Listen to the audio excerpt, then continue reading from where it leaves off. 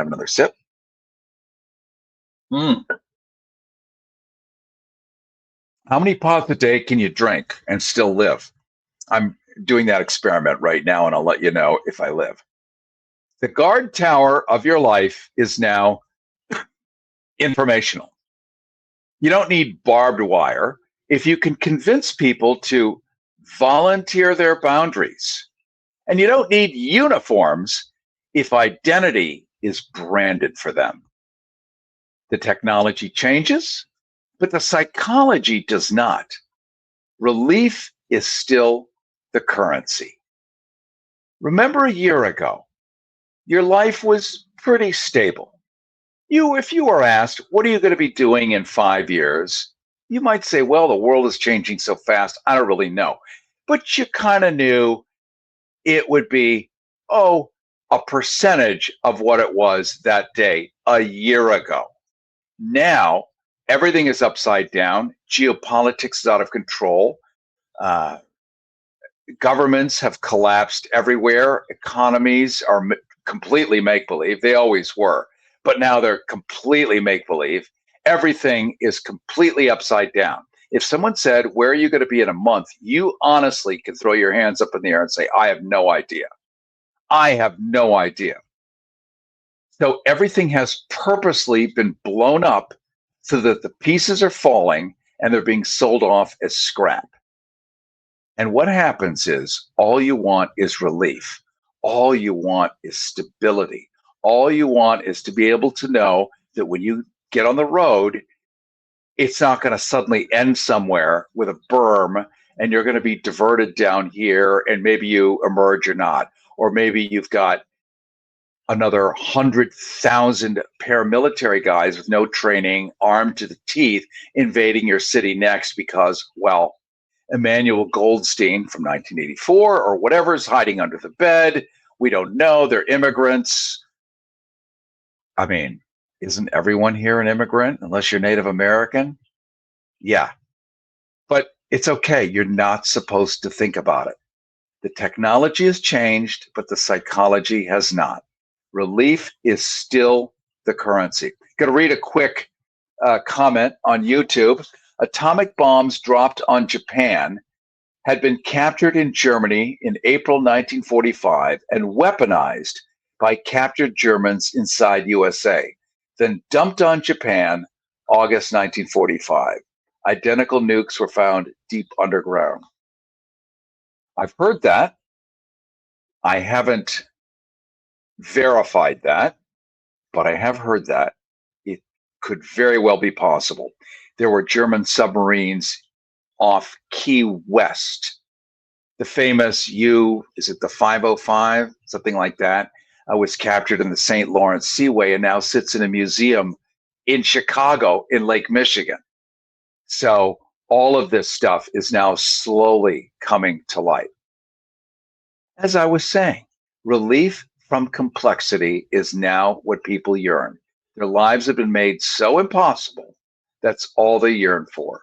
Relief from ambiguity, relief from thinking anymore, from watching the news, from knowing what's actually happening.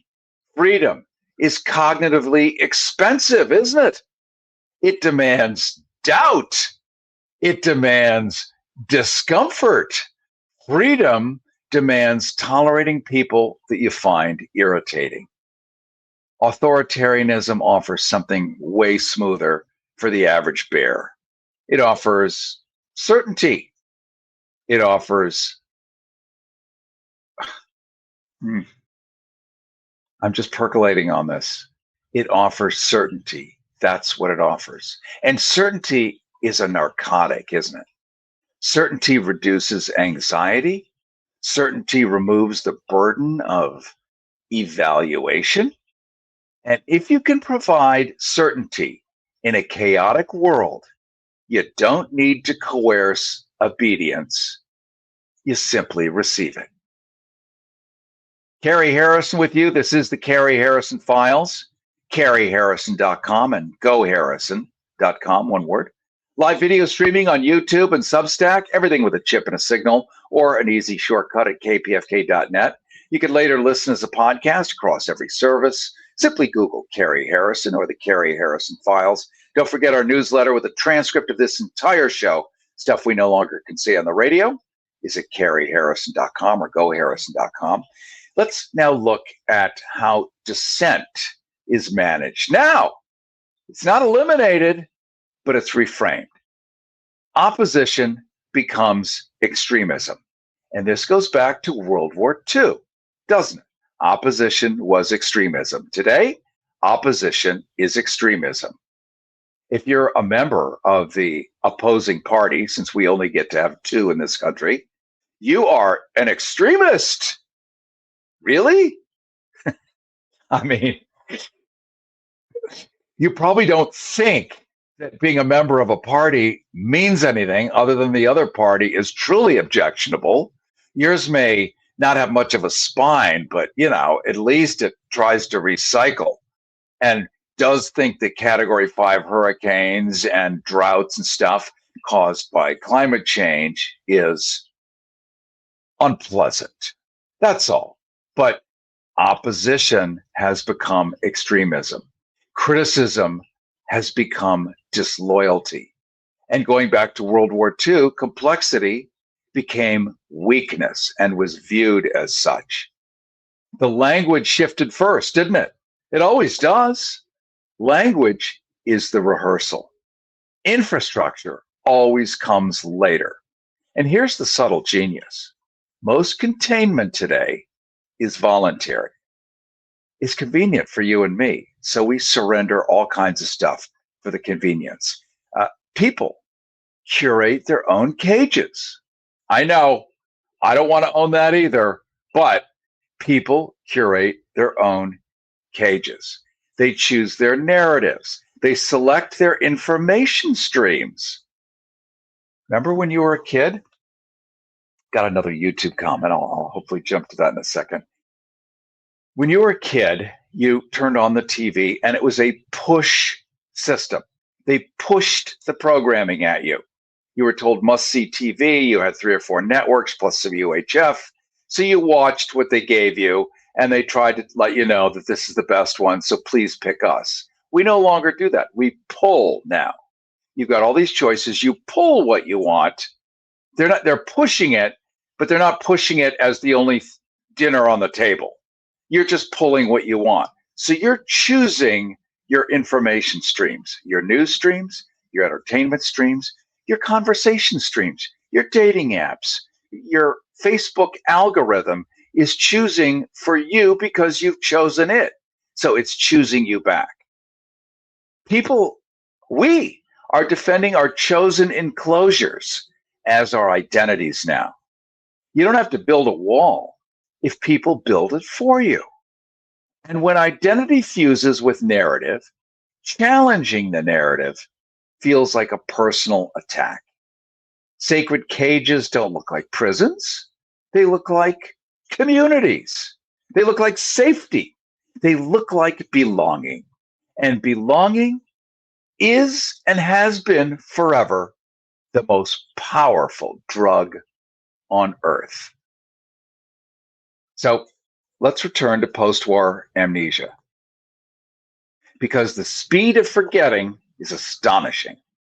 Within a generation, the horror becomes chapterized.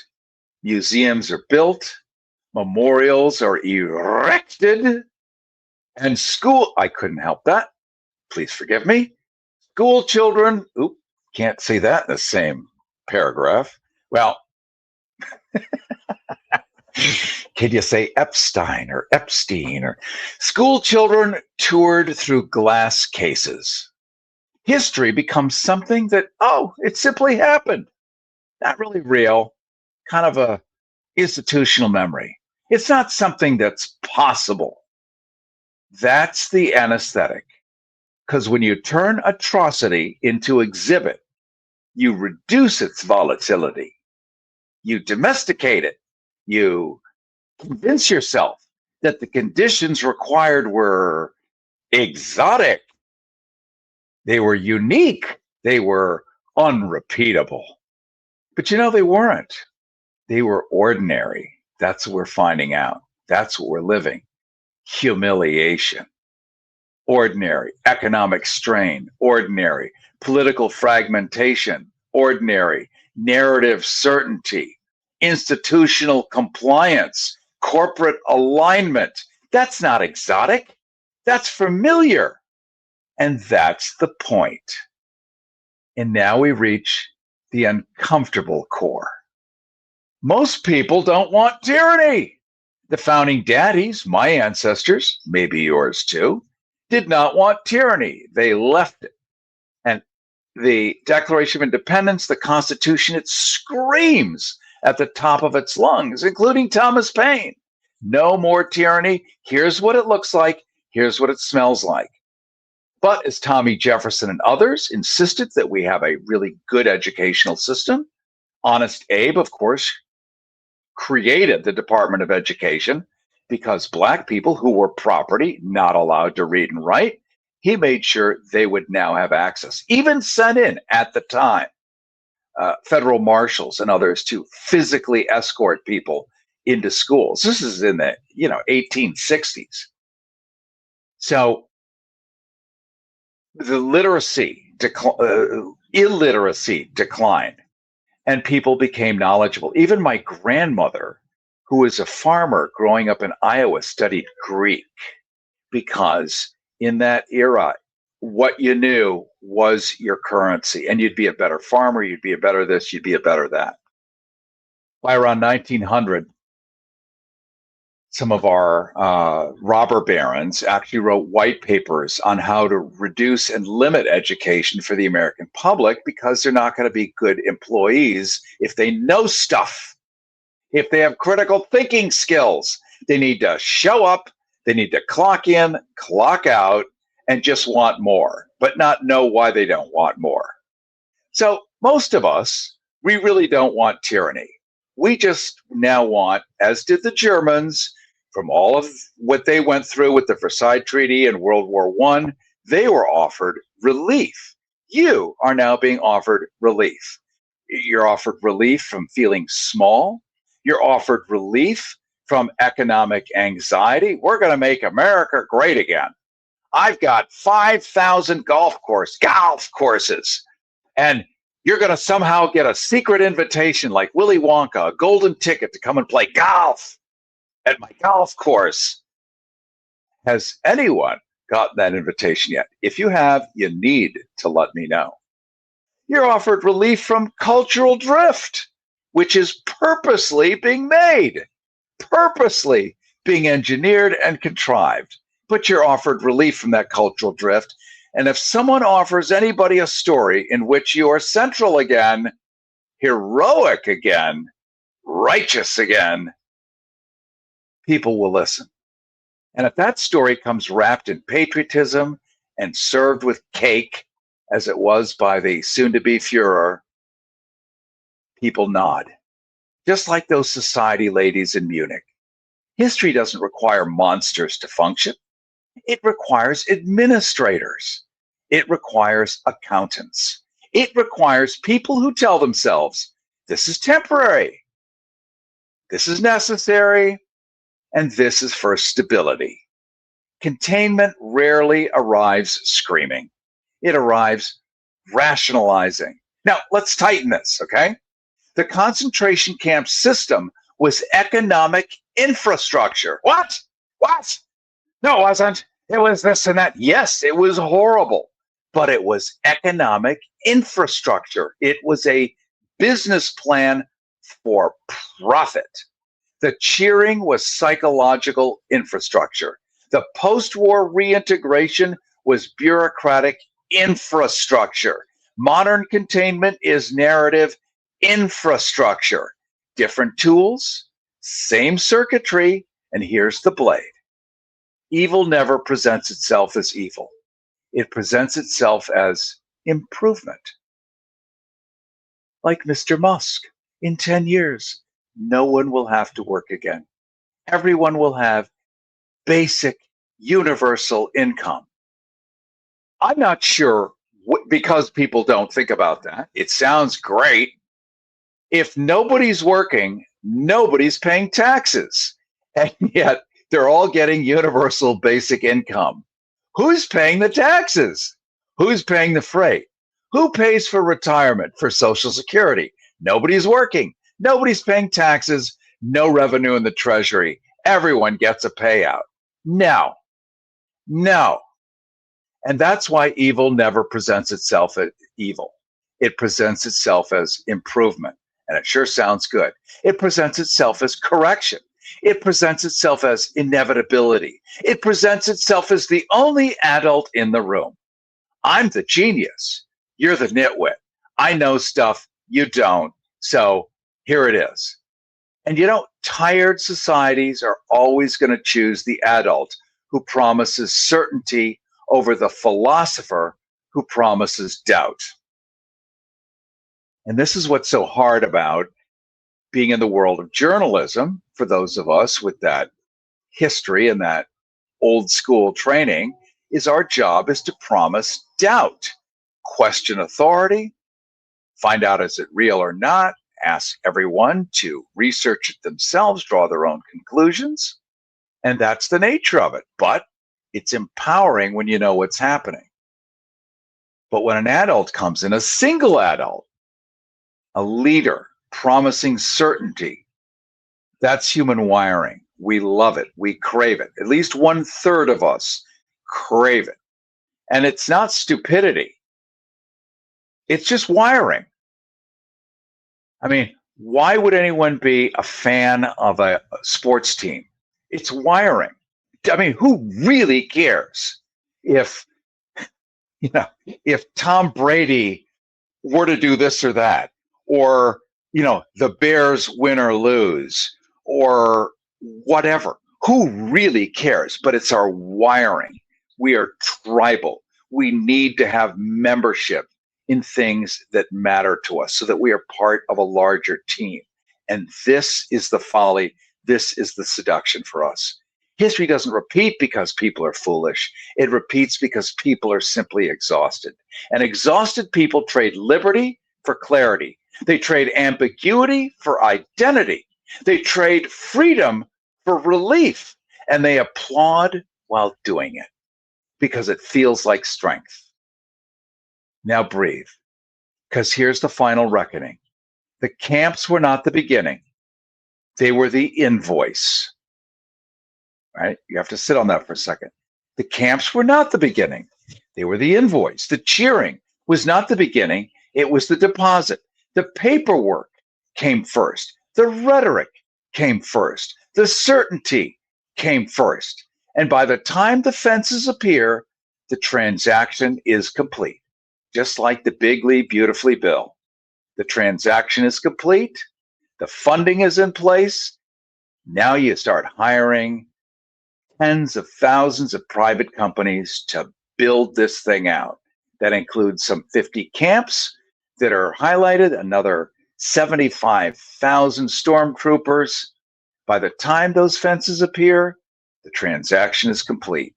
You don't wake up in a cage overnight.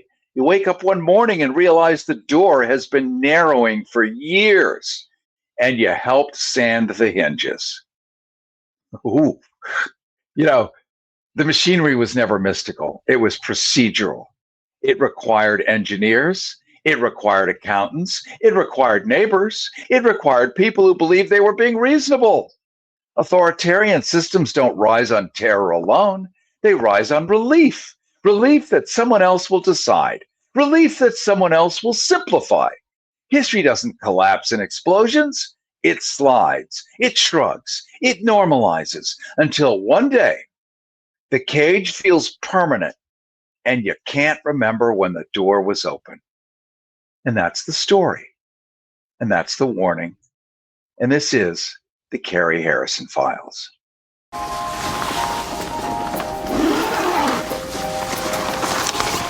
How'd it happen? She showed up dead on arrival. This never gets easier. It does when you call CarShield before your car breaks down. Look at these prices. The camshaft, transmission, engine. Don't people know? A plan through CarShield could protect up to 5,000 parts and systems. You hate to see it. An out-of-warranty car is going to break down eventually. Right, which is why they need a plan through CarShield. Best of all, you'll get access to CarShield's concierge service, who can even help you find a mechanic near you. They're notifying the family. Poor guy. He doesn't even know what's coming. Another victim of senselessly expensive repair bills. Can't save them all. But we can keep trying. Didn't have to end this way. If he'd have just called CarShield before his car broke down. Exactly. CarShield has an A rating with the Better Business Bureau and was voted America's most trusted auto protection company. It's time to call CarShield now. Call 800-786-8390. 800-786-8390. Call 800-786-8390. If you're over 62, living alone, and have received a collection letter from the IRS, stop what you're doing and listen. You need someone that you can lean on and that will fight for you. Hi, I'm Matt Levy. I'm the founder of Ovation Tax Group. Every single week, we get thousands of American taxpayers the help that they deserve. The IRS is now more aggressive and efficient than ever at tracking down people who owe back taxes and have unfiled returns. They could already be preparing to seize your assets, including your pension, 401k, home, or even your Social Security. But here's the good news. You may qualify for special relief programs, especially if you are older than 62. Call us now. We specialize in helping seniors get relief from IRS collections, wage garnishments, and bank levies. In many cases, we can get tax debt completely forgiven, or at least drastically reduced, with a great repayment plan. Call us. We'll protect you, we'll fight for you, and we'll win for you. We're Ovation Tax Group. Call now, 866-204-0972. 866-204-0972.